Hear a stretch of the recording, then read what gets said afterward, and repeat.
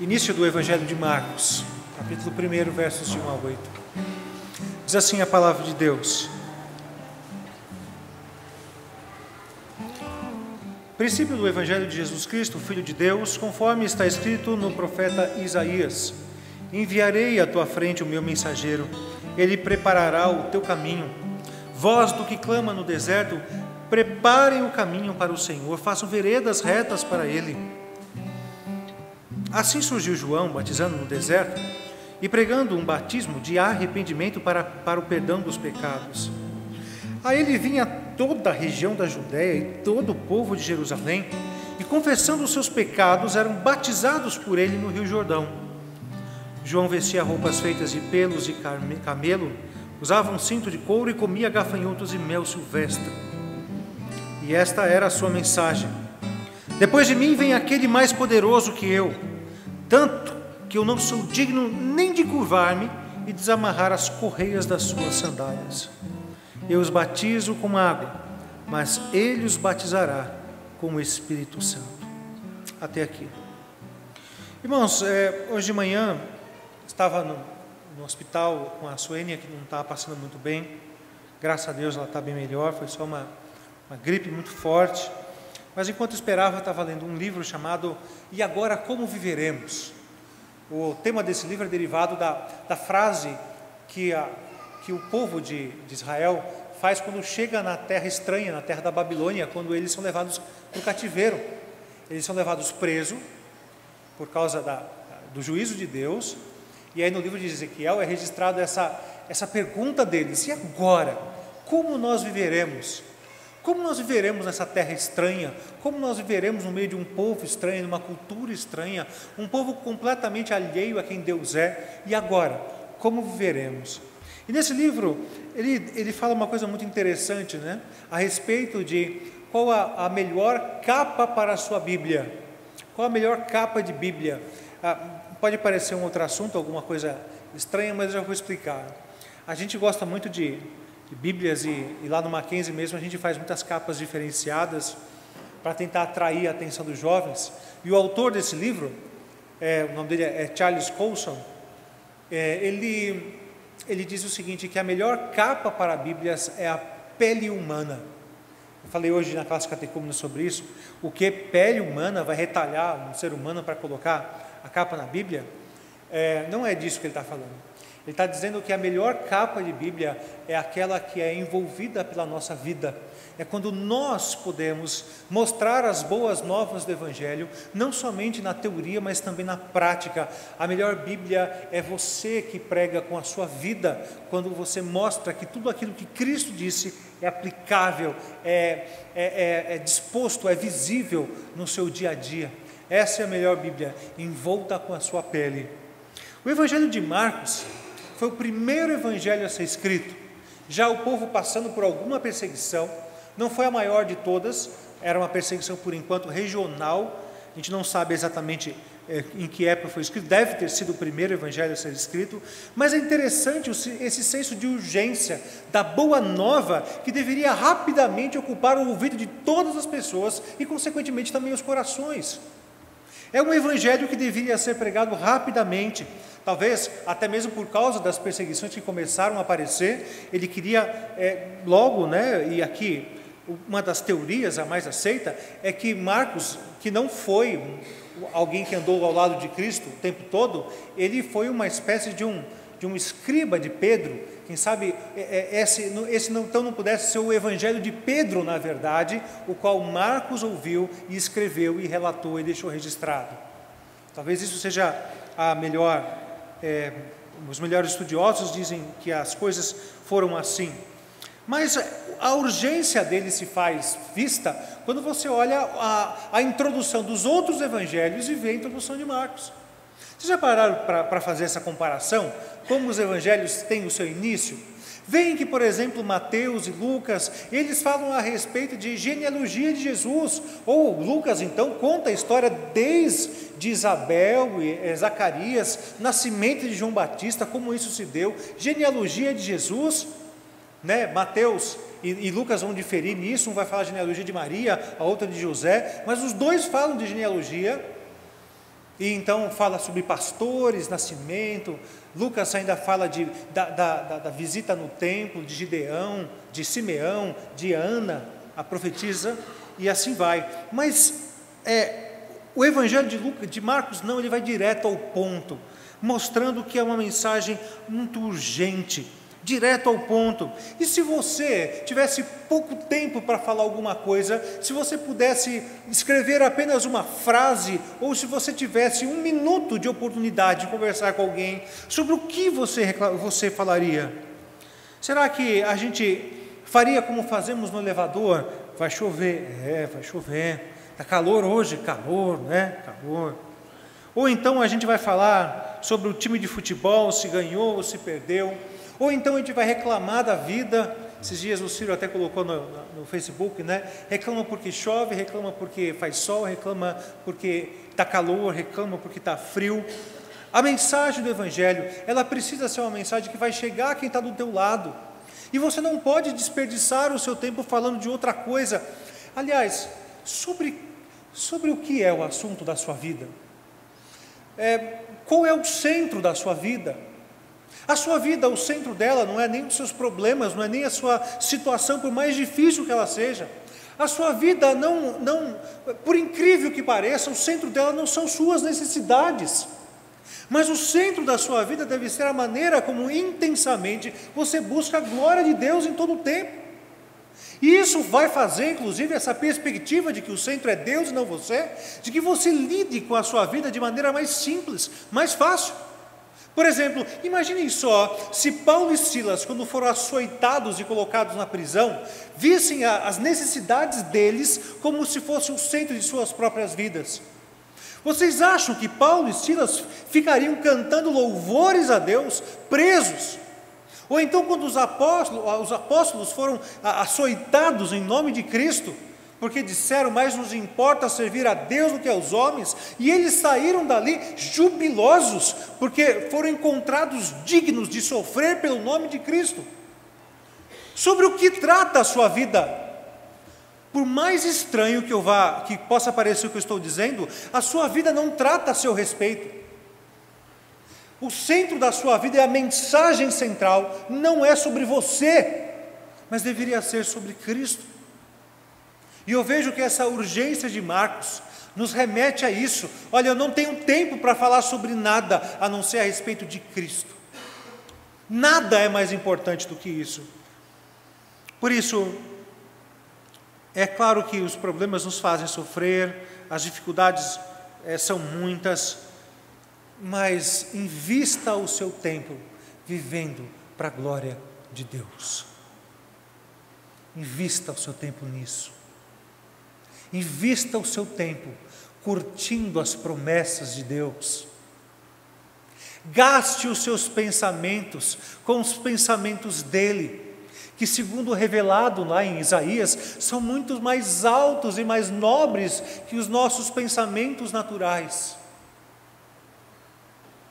É isso, é urgente, o centro é ele.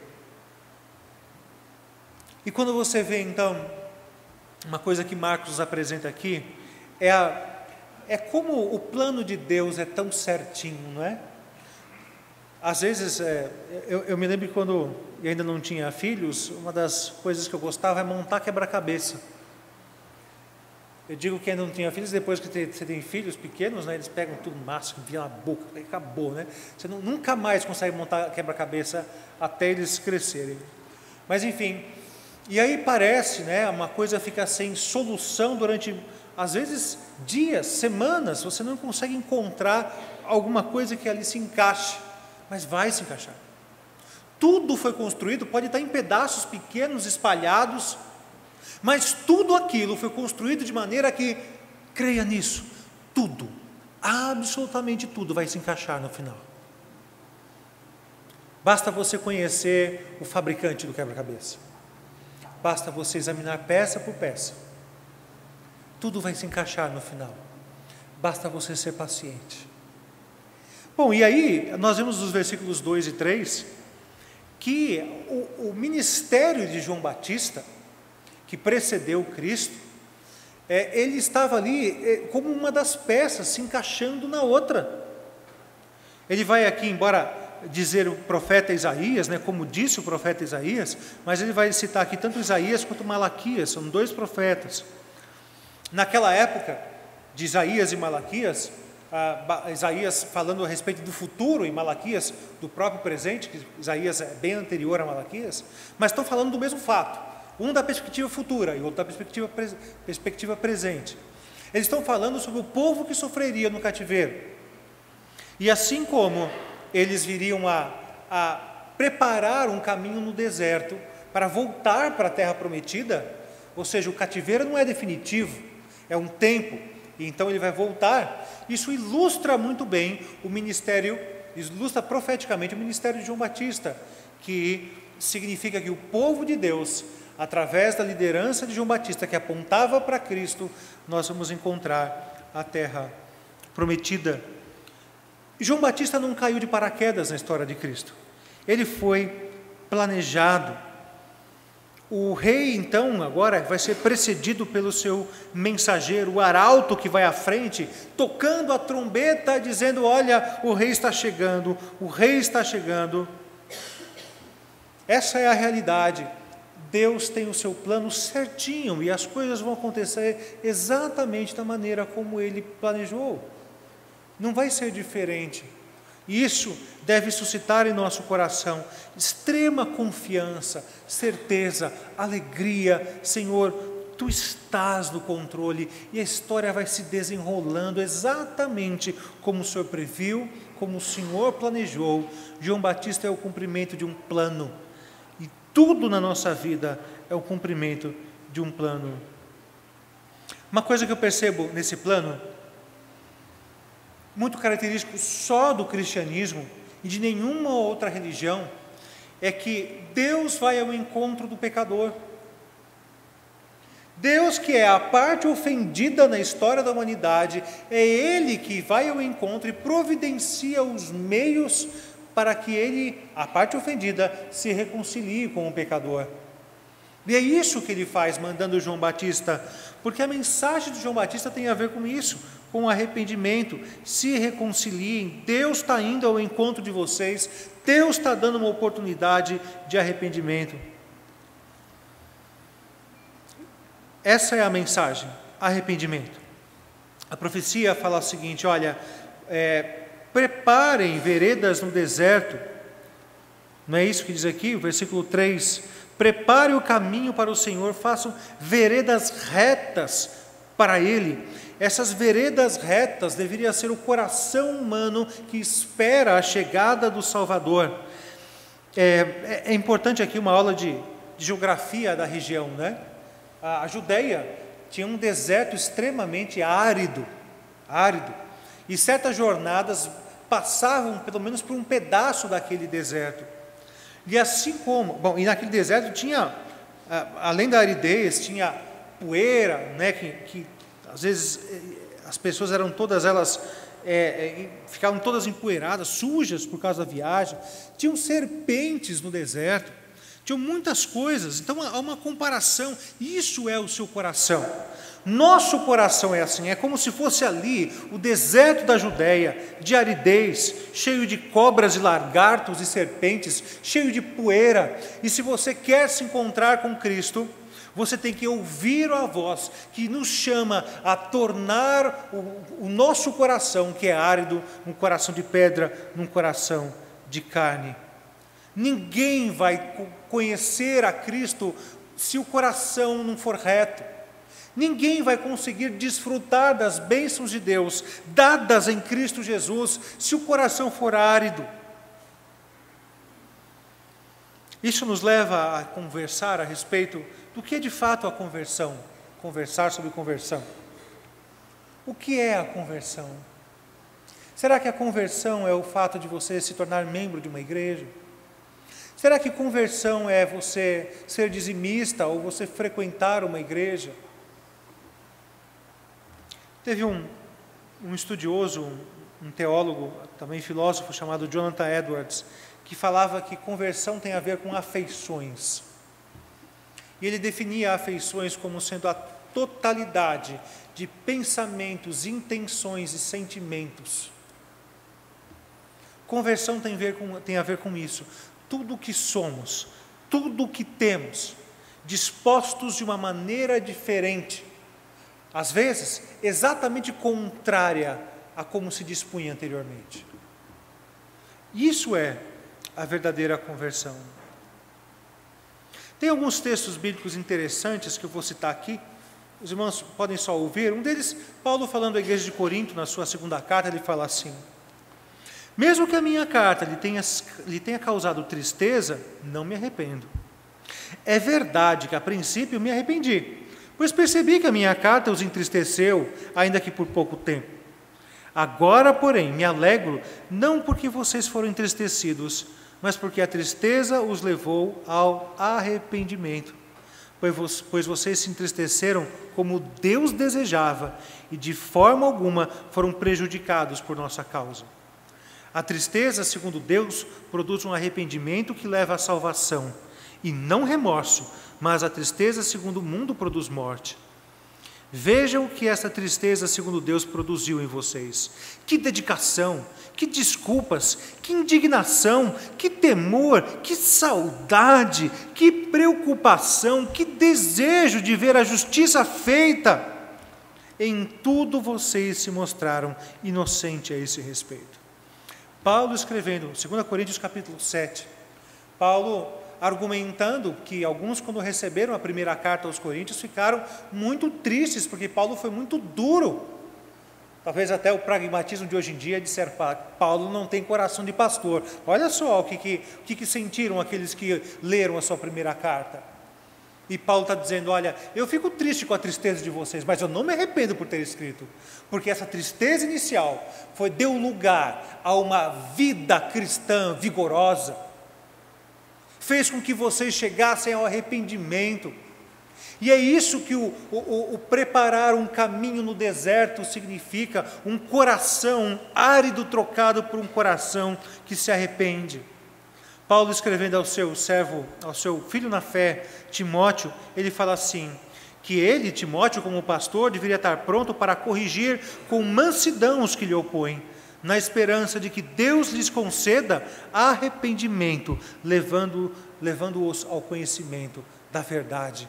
Arrependimento que leva ao conhecimento da verdade. É isso, meus irmãos. E João Batista, ele, quando recebia as pessoas para serem batizadas, ele incentivava as pessoas a confessarem os seus pecados, porque o arrependimento precisa levar à prática de confissão de pecados. E isso é um problema muito sério, principalmente para nós que somos presbiterianos, porque a gente gosta muito de estudar a Bíblia, mas a gente pouco gosta de orar. E mesmo assim, quando ora, poucas são as vezes que oram confessando os seus pecados. Na maioria das vezes é pedindo, ou intercedendo: olha, está lá no hospital, está doente, está enfermo, está enlutado. Mas quando foi que você parou simplesmente para dizer: Senhor, eu quero dizer para o Senhor as coisas de errado que eu fiz?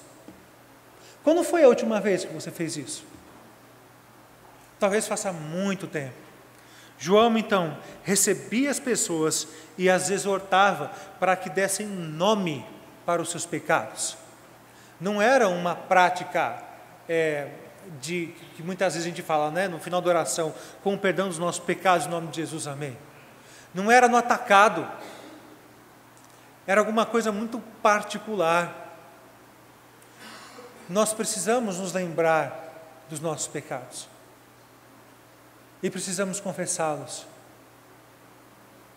Pensa no que você assistiu na televisão nos seus últimos dias. Pensa nas coisas que você falou para o seu amigo, ou nas coisas que você ouviu, ou na maneira como você conversa durante o culto, tanto, sem parar. Não é? Adolescentes aí atrás.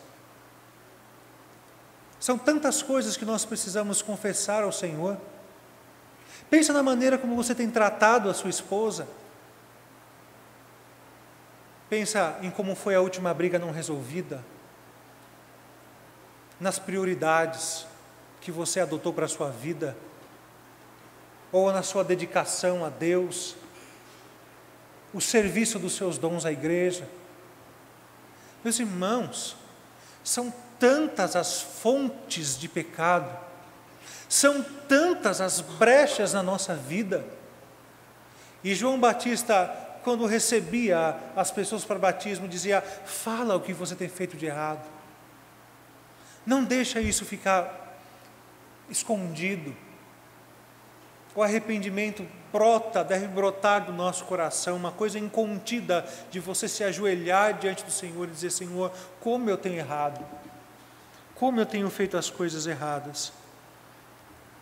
Então, o perdão. É muito interessante aqui que a palavra perdão, que aparece aí, versículo 4, batizavam no deserto, pregando o batismo de arrependimento para o perdão de pecados, tem a ver com remissão. Remissão. Remissão não é só um termo teológico, mas tem um termo médico chamado remissão, né? Quem teve ou já teve algum amigo com câncer na família sabe disso, né? É a melhor de todas as notícias que o médico pode dar. Pega o exame e diz o quê?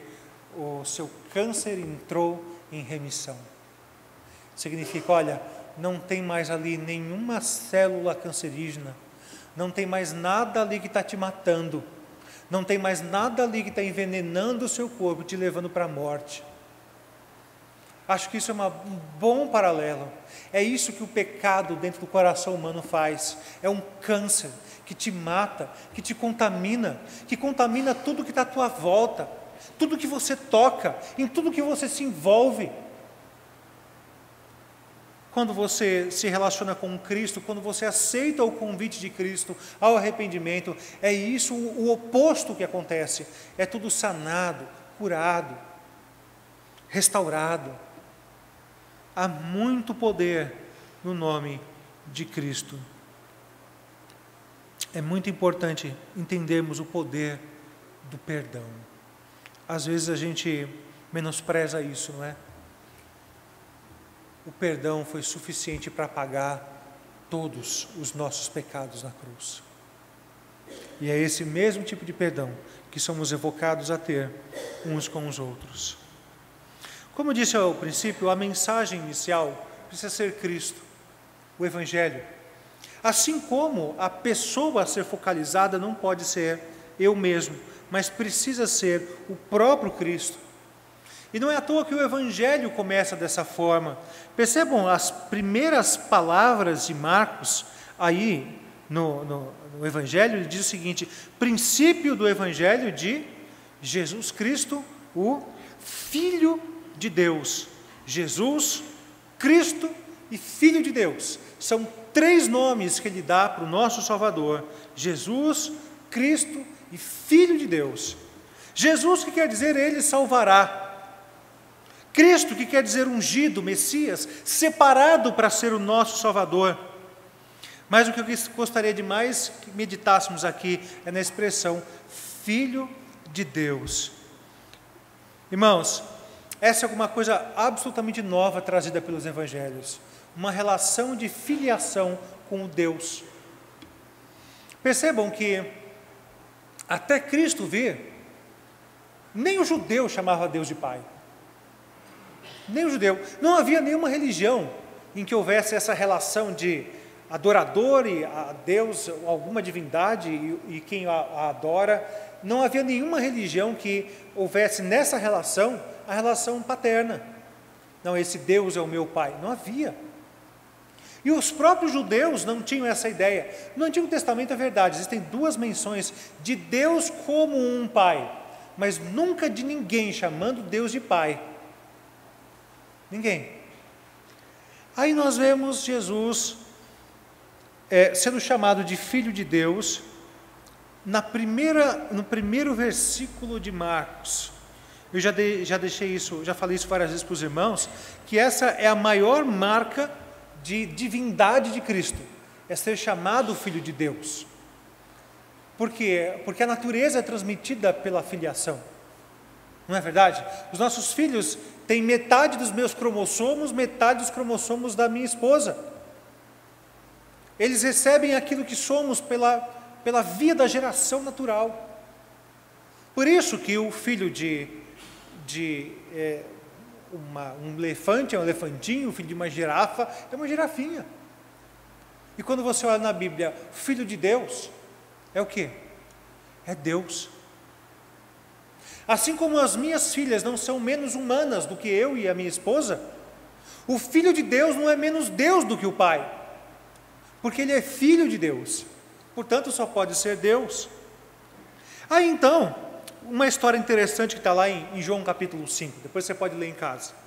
Jesus curou um homem no sábado, e isso foi um problemaço, porque era sábado, e segundo a lei dos fariseus, a Bíblia dizia que não podia fazer nada no sábado, mas curar, fazer o bem, não era à toa que Jesus disse que o sábado foi feito para o homem, não o homem foi feito para o sábado. Não era para se interpretar a lei daquela maneira. Jesus curou um homem no sábado, e aí os fariseus, lá em João capítulo 5, começaram a condená-lo. Como que ele pode condenar, como ele pode curar alguém em pleno sábado? Engraçado, ao invés de glorificar a Deus por um milagre ter acontecido e alguém ter sido curado, eles só conseguiam olhar para aquela situação e condenar Jesus por ele ter curado alguém no dia do sábado. Aí Jesus foi responder para eles. E de que maneira Jesus respondeu? Ele disse assim: eu curo no sábado porque o meu Pai trabalha até agora, e por isso que eu trabalho também. Aí, eles adicionaram mais uma acusação. Diz lá em João 5,18: por essa razão, os judeus mais ainda queriam matá-lo, pois não somente estava violando o sábado, mas também estava até mesmo dizendo que Deus era seu próprio Pai, igualando-se a Ele. O judeu, quando ouvia Jesus Cristo chamando Deus de Pai, ele sabia que Jesus estava se fazendo o próprio Deus. Aliás, acho que o judeu tinha um entendimento teológico nesse sentido melhor do que a gente, né? Porque o cristianismo, trazendo a ideia de Deus como Pai, meio que banalizou isso. Tinha até um bordão, afinal, todo mundo é filho de Deus, né? Como é óbvio que isso não é verdade, mas hoje em dia a gente está muito acostumado com essa ideia, né? Somos filhos de Deus, até que não é, se acha. Naquela época era diferente. Jesus inaugurou isso. Agora tem mais uma coisa interessante. Acha para mim uma referência de Cristo a Deus que não seja através da figura de Pai. Procura nos evangelhos alguma referência que Jesus faça a Deus sem ser na figura de Pai. Você consegue achar? Jesus sempre se referia a Deus como Pai, exceto em uma vez. Só teve uma vez em todo o Evangelho em que Jesus não chamou Deus de Pai. Quando ele disse, o quê? Deus meu, por que me desamparaste? Foi a única vez em todo o Evangelho que Jesus chamou o Pai de Deus e não de Pai. Porque ali ele não era Pai. Ali ele era aquele que cumpria a justiça. E Jesus não era tão somente o Filho, ele era nosso representante e levava sobre si todos os nossos pecados. Sabe, irmãos, essa é uma das coisas que eu acho mais emocionantes no Evangelho. Pensar nessa troca que aconteceu entre Cristo e nós. Ele sendo filho, tratado como um maldito pecador, porque a cruz era isso, morte maldita. E nós que merecíamos a morte maldita, fomos tratados como filhos. Nós não somos filhos legítimos de Deus e jamais seremos. A Bíblia fala, Paulo fala isso aos Efésios, capítulo 1, que nós somos adotados em Cristo Jesus. Essa é a nossa condição de filhos adotivos. Percebam que quem tem filho adotivo, o certo é esse. Ele não ama mais ou menos o filho adotivo porque é adotivo. A partir do momento que é adotado, ele é amado como um filho legítimo. O amor que Deus, olha só a gravidade disso, o amor que o Pai tem pelo seu próprio Filho é o mesmo amor que Ele tem por mim e por você. Porque não existe como mensurar esse amor. Tremendo, não é? E mais ainda, irmãos, que esse amor, Cristo então, ele tem a função de redentor para nos tornar então, se tornar nosso irmão. Não é verdade? Ora, porque se Cristo é o primogênito dos irmãos, como diz Paulo aos Romanos, então ele é nosso irmão mais velho. Eu não sei se quando Paulo escreveu essa expressão de ser primogênito dentre os mortos, se ele tinha em mente a relação cultural, mas eu só vou explicar um pouquinho a respeito do que significava o primogênito para os judeus. Quando a família judaica tinha um filho e o pai morria, geralmente era lei isso, né? O filho mais velho recebia metade de toda a herança. Por quê?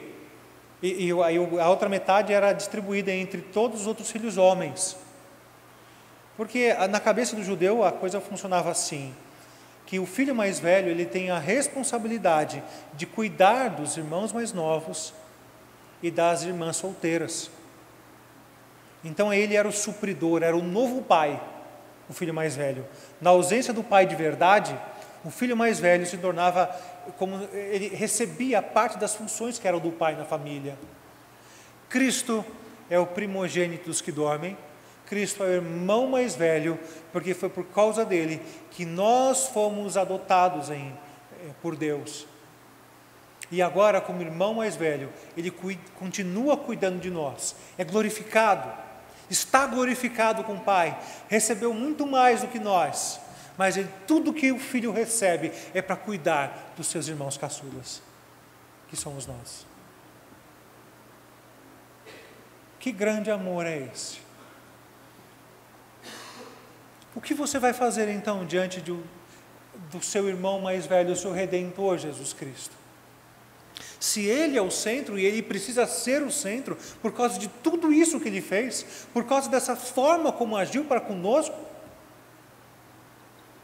a nossa posição tem que ser parecida com a de João Batista. Embora tão próximos ao ponto de se constituir família conosco, por outro lado, tão longe quando a gente olha a diferença de qualidade que existe entre nós e Ele, entre mim e Ele. O que sou eu perto dele? E é nessa posição que João Batista se coloca agora. O que eu sou perto dele? O que eu mereço perto dele? O que eu posso reivindicar perto dele? E a conclusão que ele chega é a seguinte: eu não posso reivindicar nem ser seu escravo. Nem isso eu posso reivindicar. Os discípulos obedeciam ao mestre na maioria das coisas. Ser discípulo significa servir o mestre na maioria das coisas, mas não em todas. Ser servo significa servir em todas. E João Batista disse: nem digno de ser servo eu sou. Quando o senhor da casa chegava da rua, naquela época que não havia asfalto, embora as ruas já tinham pedras, mas eram com certeza muito mais empoeiradas do que hoje, mas o servo chegava ao senhor que vinha da rua, tirava as suas sandálias, se curvava diante dele, tirava as suas sandálias e trazia uma bacia para lavar os seus pés. E João Batista diz: eu não sou digno nem sequer de fazer isso para com Cristo. Tem uma expressão que os jovens usam diz assim, que o fulano está se achando, né? Eu creio que nós crentes, hoje em dia, a gente se acha muito diante de Deus. A gente confunde as coisas. Ele se fez família conosco. Ele nos chama de filhos, nos trouxe para a sua intimidade. Mas às vezes a gente confunde isso, achando que a gente pode tratá-lo da maneira como a gente quiser, com irreverência. Intimidade não significa irreverência. As duas coisas são completamente diferentes. Tem um autor que eu gosto muito, que acho ele muito prático, o Riley, que ele falou de João Batista uma coisa muito interessante. Vocês sabem, eu vou falar aqui uma discussão astronômica. O outro nome do planeta Vênus, como o planeta Vênus é chamado? Alguém sabe? Não sei se vocês sabiam, mas quando vai nascer o dia, meia hora, 40 minutos antes do sol nascer, aparece uma estrela no horizonte. Essa estrela é chamada de estrela d'alva. Essa estrela d'alva é o planeta Vênus. Durante pouco tempo, meia hora, 40 minutos no máximo, ele brilha, e se ele brilhar, se aquele planeta minúsculo, insignificante, pelo menos daqui, né, de onde eu estou olhando, né, que ele não é tão minúsculo, tão insignificante assim, minúsculo, insignificante, ele brilhando com aquela luz mínima no horizonte, nos traz uma mensagem maravilhosa, não só do que o sol vai chegar, mas que o sol vai aparecer, não vai ter nuvens, o dia vai ser lindo, não terá nada no céu bloqueando os raios do sol, o seu calor, a sua presença na nossa vida, trazendo vida de verdade. Vejam que papel impressionante podemos ter. Eu não me achando digno de desatar as sandálias do meu Senhor, do meu Redentor, do meu Mestre. Eu, com a minha luz insignificante, com o meu brilho quase passando desapercebido, eu posso indicar que vem aí aquele que é capaz de tudo, que é incomparável, que é capaz ao mesmo tempo de derreter e de aquecer, de trazer vida e bronzear, trazer alegria. Já perceberam como a gente fica mais alegre quando está calor? É verdade, né, que a gente fica assim, às vezes faltando ar, enfim, né, se abanando, incomodado, mas com certeza o sol tem efeito sobre o nosso humor. Vai lá para países em que fica debaixo de neve 8 meses no ano, e você vai ver como o humor deles é diferente. Por que falam do latino? É só porque viveu na América Latina, nasceu aqui, é assim? É por causa do clima também. O sol faz diferença e nós anunciamos a chegada desse sol. Isso deve acontecer com toda a humildade. Essa humildade era vista em tudo, irmãos, até mesmo na maneira como ele se vestia, não é? Era como os profetas do Antigo Testamento, se vestia com peles de camelo, comia gafanhoto e mel silvestre. Até o mel silvestre eu vou, mas o gafanhoto... Eu já experimentei, quando eu estive na Ásia, eu experimentei alguma coisa assim, mas eu passo, não foi nada assim que me agradasse o paladar. Era torradinho, fritinho, mas, enfim, não era tão bom assim. Além do mais, não é exatamente o gafanhoto como a gente conhece, né? Ele dá o nome de gafanhoto para muitos insetos que viviam no deserto. Então, não pense exatamente na figura de um gafanhoto, pode ser que fosse mais coisas além de gafanhoto, né? O que não ajuda muito. Irmãos, pensem no Evangelho, esse Evangelho que acabamos de anunciar. Pensem na sua urgência, que talvez os poucos momentos que você tenha para falar para alguém alguma coisa, a sua mensagem devesse estar ligada a esse Evangelho. Pensem que esse Evangelho é fruto de um plano e que Deus tem o controle não só de como o Evangelho se desenrolou durante toda a história, mas como o Evangelho chegou até a nossa própria vida e como você está aqui hoje, é tudo fruto de um plano de Deus. E isso é muito importante, não focalizem a pessoa errada. É até importante para você saber como lidar com seus próprios problemas. Se você em si mesma, você valoriza demais e sofre demais, mas se você olha para a sua vida e diz, o centro da minha vida é Cristo, então eu esqueço um pouco de mim e vivo para Ele, por Ele, para a glória dEle. Esse Evangelho que deve gerar arrependimento no nosso coração e confissão de pecados, e que tem Cristo como centro, e diante dele eu não sou digno nem de atar as sandálias, as correias das suas sandálias. Teremos humildade diante desse Evangelho e diante do centro dele, que é o nosso Senhor e Salvador Jesus Cristo. Que possamos, durante as próximas semanas, que continuaremos a estudar o Evangelho de Marcos, que possamos ter isso em mente. De que Evangelho nós estamos falando? O Evangelho de Cristo. E nós somos pequenos diante dele.